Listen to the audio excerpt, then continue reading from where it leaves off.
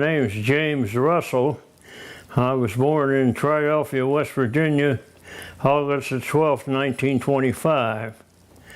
When I was 18 years old, I was subject to the draft, and my father, having been in the Army, said, well, I know about the Army, I know about the Marines, don't know much about the Air Force, and if you will, I think you should enlist rather than be drafted, because they're going to pick you and send you to wherever they need people. So I went to a Navy recruiting office and signed up to go to the Navy. And I left for the Navy on my 18th birthday. I went to boot camp in Great Lakes Naval Training Station, and left there, and they put you through all kind of tests, and they found out that I had some pretty darn good hearing, so they sent me from there to Key West, Florida, where I trained to be a sonarmer, which is anti-submarine warfare. And 5 weeks after that training, I was promoted to a petty officer, got a raise, and I was thrilled to death because I didn't have to swab decks or paint and chip and all that kind of stuff. I was a rated man, and I couldn't wait to tell my mother. I stayed in the Navy for 2 years, and I was in the 6 major battles in the Pacific. We were shot at, never hit. We were bombed and never hit. And because they had floating mines all over around various places, we never ran into a mine and got blown up. We had a chief petty officer there who was an expert rifleman, and the captain used to give him a rifle and tell him, blow that thing up. But he had maybe 1, 2 shots, he'd have it gone. He was really good, and so gained a lot of experience. One time he blew one up close to the ship, and the shrapnel came on board, and the captain got on the speaker system and said, don't touch that thing, it'll be red hot. Well, I was, of course, at home, and we heard it on the news. We had radios, but we didn't have televisions then, and so we heard it on the news, and it was in the paper, and it was kind of a bummer, you know. And one of the battleships was the West Virginia, and it was sunk. And there were a whole bunch of them sunk, Arizona and all that. And so the Japanese pretty much decimated our Pacific fleet, except for one thing. We had a carrier that was out at sea and wasn't in port, and they didn't find it. So that carrier was being escorted by other ships. So we had that as a unit, and they took on the task of making it hard for the Japanese. But yes, put it in commission in Chickasaw, Alabama, and we took it up the Mississippi River and got ammunition and stuff, and came back down and went right through the Panama Canal to the Pacific. Went to Pearl Harbor and fueled and what have you, and was assigned to escort some carriers, and that was our job, to form a screen around the carriers, and off to the war we went. John D. Henley, and the number was DD 553. Now if you add the 553 together, you get 13, which is an unlucky number supposedly. But we were bombed and strafed and shot at and never got hit. And we had 2 men fall overboard and drown, and that's the only people we had that we lost on the ship. And we were involved in 6 major battles in the Pacific, and Japs never got us. Well, you were on duty 4 hours and off duty 8 hours. When you were on duty, you could only man the sonar equipment for 30 minutes. So you spent 30 minutes on the sonar, 30 minutes steering the ship, and 30 minutes rest time where you didn't do anything. And of course you rotated that for the 4 hours. Then you had 8 hours to sleep, eat, or whatever. And that went on day after day after day. At one time, we couldn't shoot very well for some reason or other. And so we were regulated to escorting fleet tankers. We run in, fuel the fleet, and they carried groceries, and they transferred groceries, and maybe transferred people by breeches buoy between ships, and then we'd draw back after they got that done, and the carriers would go on to wherever they're going. And what they did was they offload these tankers into one tanker, and they send the rest of them back to Pearl Harbor to get a new load, unescorted all the way back. And back it would come. And we sent out a sound signal into the water, and if it hit anything that was not metallic, like there'd be thermals or change of temperature in the water, you'd hit one of those and it produced an echo. Or if you hit a whale or a fish and it echoed, it's a different sound. But if it hit a submarine and you got an actual repeat of the sound that was sent out back at you. So, and we had a device that would measure the distance from the ship, and that was all recorded.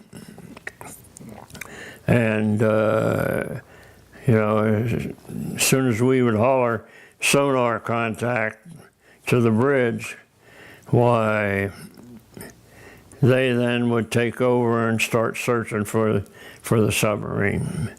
And we'd drop depth charges. And went to Guam, and we were escorting fleet tankers then, and that's where the Japanese planes found us, and they hit one of the tankers and bombed us and straddled us, and it landed on each side of the ship.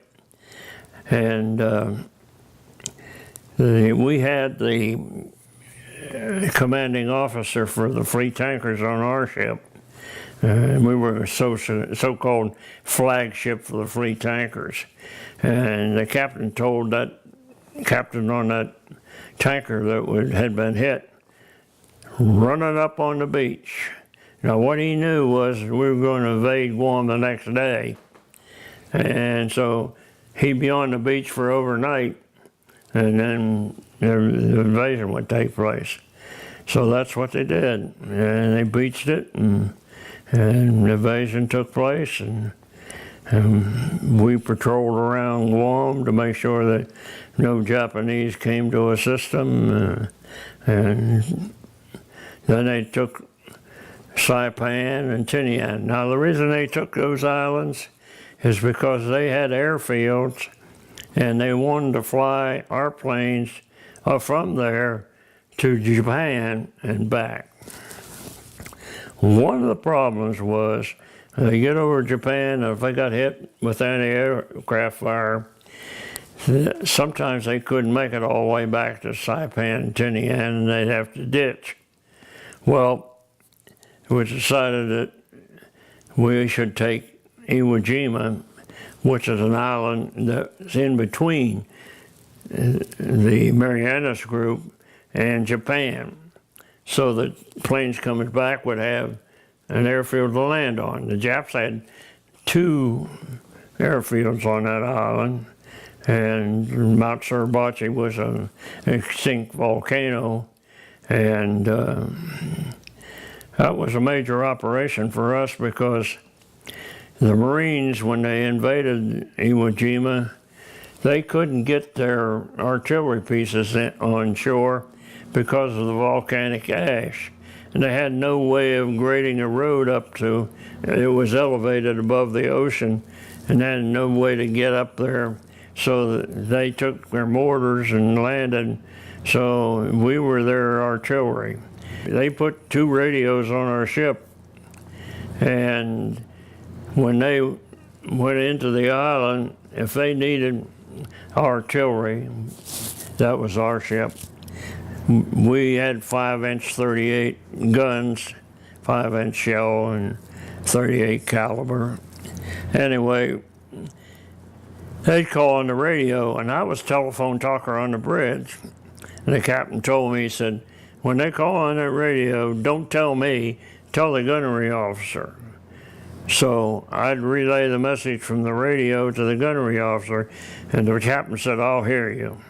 So that went on, you know, and the Marines would call on their radio and say, coordinate so-and-so, and the gunnery officer would hear it, and he'd fire in that area, and then the Marine would say, left 50, up 100, you know, and I'd say, left 50, up 100, and that's all I said.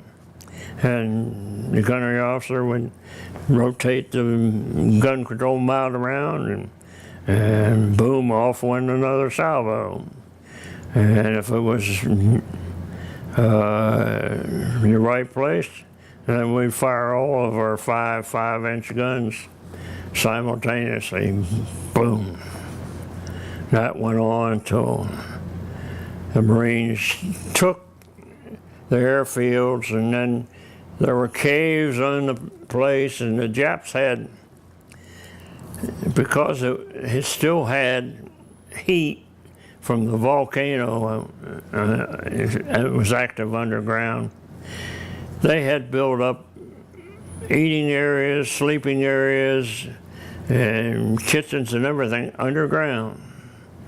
And they had all kind of caves and entrances and all that kind of stuff. So it was quite a job for the Marines too. There was one thing that we discovered in the side of Mount Suribachi. The Japs had made a cave, and they had a large cannon that was track mounted, and it rolled back in the cave, and it would come out, and our larger ships were on nearest Mount Suribachi, and this gun had come out, and it was point blank range, and boy, they hit a cruiser, boom. And finally, I was on the bridge, and I had access to some binoculars, and I was staring at the side of the Mount Suribachi, and out came this gun, and boom, one of the ships blew up. And I yelled at the captain, and I was, you know, a young buck, and we got all excited and told him about the gun coming out of the side of that thing. He said, calm down, calm down. He got on the radio and called the commander of the fleet operation and told him what was going on. And one of those big battleships obliterated that cave. They didn't bring that gun out no more. Right. We were involved in Okinawa, shore bombardment there, and we acted for like the artillery for the Marines, and they took Okinawa, and then we went into the Sea of Japan on radar picket duty. Now, I don't know if you remember, but the Japanese kamikaze planes were coming out of Japan, and those ships that were in the Sea of Japan, which is between Okinawa and China and Russia, they were coming down there, and they were diving into our ships and sinking them. So it so happened that our radar, and I'm suspicious yet today about our radar, wasn't working. because we knew about what was happening to the ships on radar picking duty. We were the first ship next to Japan. And why we were there is two reasons. One, it was a patrol to see if there was any Jap ships or anything going on like that. But also our planes were going in and bombing Japan. And when they came back out, we were a focal point for them coming back on their return to go to the landing base. Yeah, we were in the Sea of Japan just cruising around, you know. And they dropped the atomic bomb and on Nagasaki, I think that was the first town, obliterated it, and the Japs didn't decide to surrender, so they sent a second one in and blew up another city. Then they decided it was time to quit. It was lovely, lovely. When they surrendered, we got orders immediately because we'd been in the Pacific a long time and pretty much used up our ship because we had a main shaft that had a bearing problem, and we had to conserve our drinking water and shower water, so they were cooling it with salt water, which is a no-no, but that's the way we were operating. Captain said, secure the sonar gear, we're going to go home as fast as this tub will go. Boy, we shut down the sonar equipment, and we did 40 knots all the way to Guam and refuel, and 40 knots to Pearl Harbor and refuel. And when those Japanese planes were bombing us, yeah, I was scared. You better believe I was scared. Nothing. Came into San Francisco, no flags, no banners. Put the ship in dry dock because it was pretty well shot. Went home for 2 weeks. No flags, no banners. And stayed home. I made more trips across the country in on a train than you can imagine. All the way from San Francisco to West Virginia, all the way back. Well, from a kid who thought he knew it all, to a guy who found out he didn't know crap, didn't know anything, and through the Navy training and the experience of the war, I had a whole new outlook on things. So much so that when I came back, the first thing I did was tell my mother that I was going to go back and get my high school education. Now, they didn't have GEDs, so you had to actually go. And I went to summer school, and then I went to my senior year in high school, and I graduated, and I was a better student. And I still have the report card today that shows that I was a better student than I was before I went into service. But the Navy made me grow up from what I thought was being a man to learning that I was just a boy who didn't know anything about life and the things that you would run into, to becoming a better man all around. I think recognizing veterans with a day is a desirable thing, and I've been in Veterans Day parades and many times in Marietta, Georgia, near where I lived.